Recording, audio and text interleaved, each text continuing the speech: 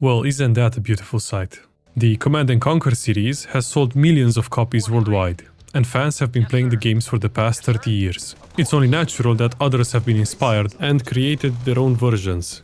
Priority Survive is one such passion project that merges ideas from CNC, StarCraft, and the Terminator movies. At first glance, you'd think this was made in '98, but it was developed and published by Distortum as freeware in 2008. The same year Red Alert 3 came out, by the way.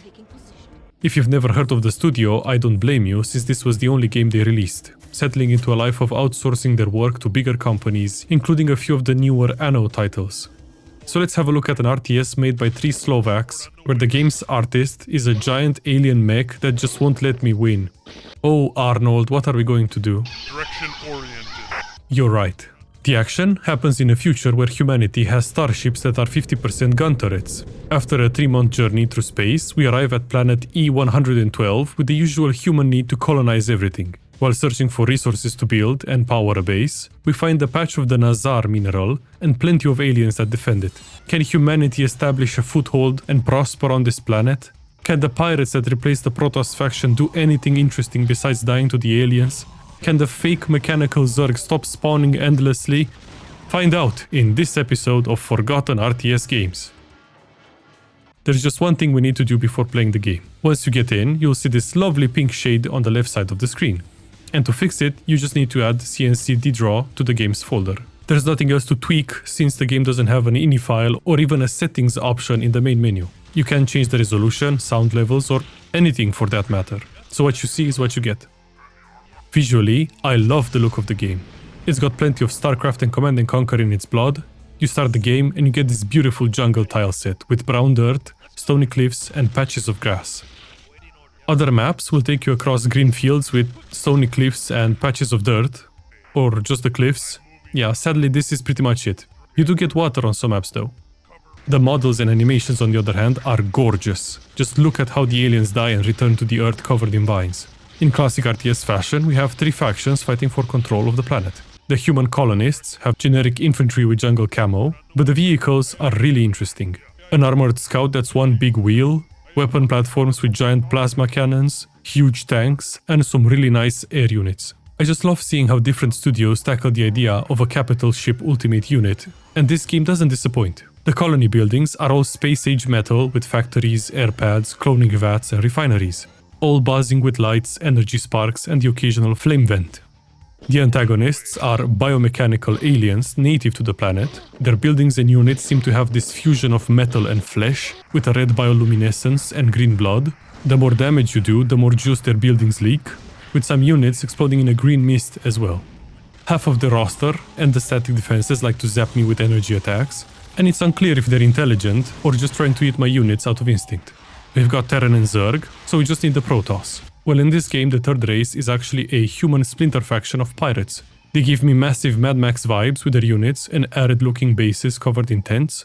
Everything looks a bit run down, but I enjoyed their design, especially the Cyclone, which is a distant cousin of the Kirov airship. Besides the faction-specific bases, the maps don't have a lot of decorations. You'll find the occasional tree, abandoned colony building, and crashed UFO.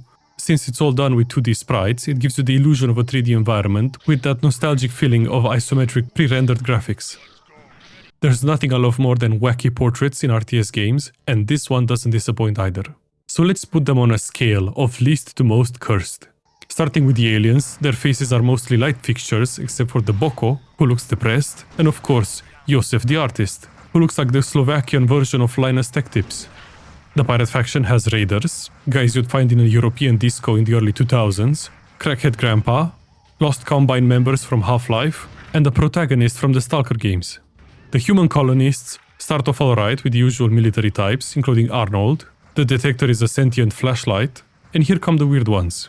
Third place goes to the Harvester for being one ugly dude. Second is JD Vance piloting the battleship, and finally the most funny portrait has to be the scientist, who looks like the Stonks meme got shoved into a jar. The user interface might be too big for some, but I like a nice thematic decorated UI that fits the game. Why do I have a giant red button that kills my units in the middle of the screen? Who knows, but I respect that. It still has a few downsides. On the top of the screen you have your resources in the form of Nazar, energy and supply. Whenever you make a new building or train a unit, it doesn't have an upfront cost. Instead, the resources slowly drain from your pool and are again slowly added back by the harvesters that vacuum things up constantly. So in this case, it would have helped a lot to know the current income rate more than the total stockpile. The unit stat cards are a bit of a mystery. You've got your HP here, an XP bar that lets your units rank up in veterancy 5 times here. You've got damage values for ground and air attacks, but I have no idea what 5/10 means. And below that you have an armor and a cross stat that aren't explained anywhere. One thing they do have is a hotkey for every occasion. Each building, unit, action, and even main menu option has a hotkey to go with it. You don't have a control group limit, but for some reason it lists all of your units in this weird carousel at the bottom of the screen. It doesn't make it easier to see who's wounded, and you don't even need to select individual units since there are no abilities or spellcasters in the game. There is a fun hotkey for scatter, which makes your units break from the group and run in all directions. Perfect for getting them killed. The main menu is silent, as is most of the game since there is no soundtrack. This isn't the usual case of sound files not playing properly, you just don't have any music. Instead, we get to listen to jungle sounds on repeat.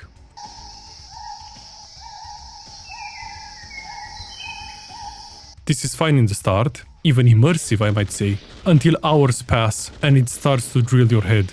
The sound effects are perfect for the game, from the humble regulator's assault rifle and the different buildings to the lovely cannons of the Inquisitor. Imagine you're a Boko, walking around the surface of your planet in peace, when you see a slow-moving hunk of metal. You get your taser hands ready to zap it, but then you hear it. Too bad the ship is way too slow to do anything worthwhile with it. Besides all the gunfire, we have all the unit quips. Some units sound the same, not a strange occurrence since the game has only 4 voice actors, but it feels like they needed more lines. For example, in the third mission, you have to escort Arnold through a maze, and the only thing you'll hear for an hour is direction-oriented. Direction-oriented. Direction-oriented. Direction-oriented. There isn't a narrator, cutscene or mission briefing with dialogue, just the unit lines. The rank and file units sound decent, but you do have the odd unit that's just unintelligible. Like the scientist. You probably noticed by now I've shown everything from the perspective of the human colonists. That's because the small 6-mission campaign is focused on them. Not only are we missing campaigns for the other 2 factions, but they don't have any dialogue, heroes or stories. Just units on a map without any explanation, besides a small paragraph riddled with translation issues at the start of each mission. The game also lacks a skirmish or a multiplayer mode, so there's no way to play anything besides those 6 missions. This video is my lament, a cry in the void for the death of an unborn child, for what this game could have been. What hurts me most is the lack of matchups, since you're always playing colonists versus aliens, and the fact that I can't play with the pirate airship. I went into this game blind, and when the end screen hit me after 6 missions, it hit me like a truck. Where's the rest of the game, Distortion? But let's focus on the gameplay experience of what we do have.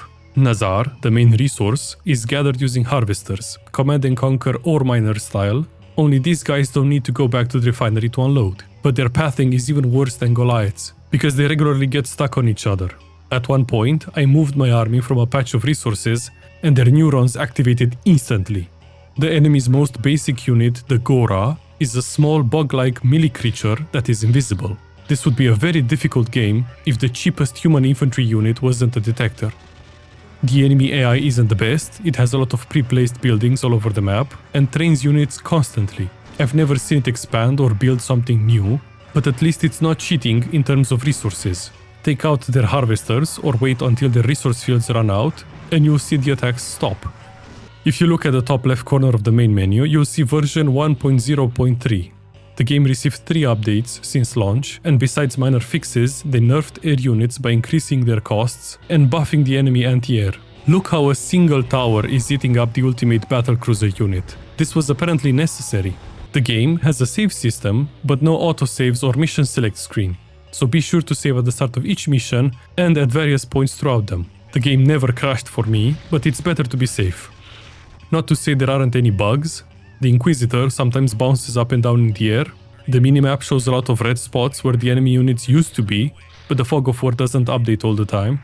There's a noticeable delay between issuing orders and the goons executing them, probably the pathfinding thinking of a route between all the units. Because of this, it's often better to rely on attack-move commands rather than trying to micro-units. You still want to focus the Sagaro with the AoE attacks and the towers because these will end your assault very quickly if not dealt with. And probably the worst offender is the game not responding to commands after you select a control group. You can't open the main menu or click on the minimap until you press that group's number again. Definitely one of the stranger issues I found. So let's look at the story. Day 1. After 3 months of travel, we reach planet E112 and detect a large patch of an unknown substance. So our little expeditionary squad has to escort a scientist to get a sample. It's a quick no-build mission to get acquainted with the units and the UI. We get a small contingent of regulators and wheelers, and the alien resistance is weak, but you can still lose your scientist to cloaked Goras, so keep him close to the army. And once you reach the mineral patch, Arnold stands triumphant. Day 5. We have to hold out until we gather 15,000 Nazar, and the enemies like to attack in force in the first minute of the mission. No time to build anything. Once I secured my choke points and expanded my army, it was time to just sit around and wait for the harvesters.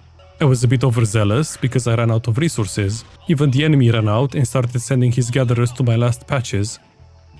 With the map licked clean, sitting at barely over 6,000, and the main enemy base defended by magical purple attacks, it was clear a restart was the only choice. Giving up on the modern industrial weapon complex strategy and conserving some resources means we get to watch some intense mining gameplay and win the mission. Day 27. Our colony is thriving and now we have 15 bases on the planet. A few hours ago, one of those colonies was attacked and some pirates were sighted in the area. Time to investigate. This is the Arnold no-build mission and there are plenty of dangers on the way. I bet they intended to call the regulators regulars, but at the moment the only thing they're regulating is the digestion of the aliens that ate them. For some reason, buildings have a ton of life in this game. A basic infantry unit has 60 HP, while the enemy Groving Moss has 6,000. It's really useful to level up your units because they gain XP when shooting, not killing targets. This lets us get a strong quad, but it doesn't matter because the Sagaro will make your life hell. Between the sheer number of enemies and the strategically placed towers on the map, it's impossible to not lose your entire army trying to find the right way. Yes, Arnold, direction-oriented, you said that already. The only problem is that Joseph is in that direction.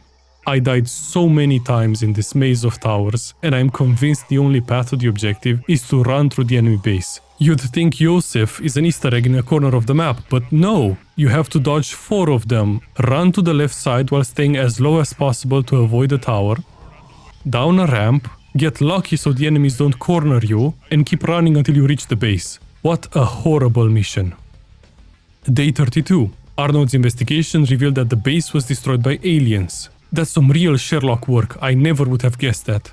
We make contact with a group of pirates, which I assume are colonists, because how else would humans get to this planet? Your colony gets attacked once, and you hurry to get your tribal face tattoo to become a pirate. Anyway, we learn of a crashed ship that might contain the knowledge we need to fight off the aliens. The pirates have a small contingent of units to help us, and by that I mean walk aimlessly around the map and die. With a proper base and no need to conserve resources, we can finally go all out on a decent army. They have air units to harass us and defense towers that block our advance, while we get some stat upgrades and no new units. It's here at the crossroads where giant armies meet narrow pathways that you discover just how bad the pathing is, with half of the army choosing to turn tail and walk away from the orders you're giving them.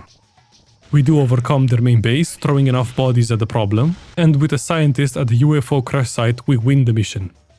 Day 47. It took the Jarhead 15 days to analyze the wreckage and obtain some new tech for us. Oh boy did he deliver. We have the Shark gunship and the Inquisitor battleship. Our pirate friends have a full-fledged base now and we can check out some of their buildings. Too bad they can't defend themselves, let alone attack the enemy in any meaningful way. But it's not their fault. The aliens have buildings all over this gigantic map and their spawn rate is insane. I don't have a stat screen at the end of the mission to tell you how many structures the enemy has, but there are hundreds, and the only viable strategy is to spam air units. Not the cool Inquisitor, mind you, because it's too squishy, too expensive and too slow to do anything. No, you need about 100 supply worth of sharks and a lot of patience. This map took me around 80 tedious minutes to clear, and if I couldn't fly over everything, it would have taken me twice as much. After hunting down the last buildings hiding from me, we reach the last mission. Day 48, and I'm showing the briefing card for this one. Every single base is in ruins, and we have to hold out until the evacuation ship is not ready to take us out of here. Our base is in the middle of the map, exposed on all sides, and we have to survive for 15 minutes. We have access to all the toys, the alien cannon who keeps referring to himself as the plasma cannon, and the you can't build more here's two type of unit, the Devastator.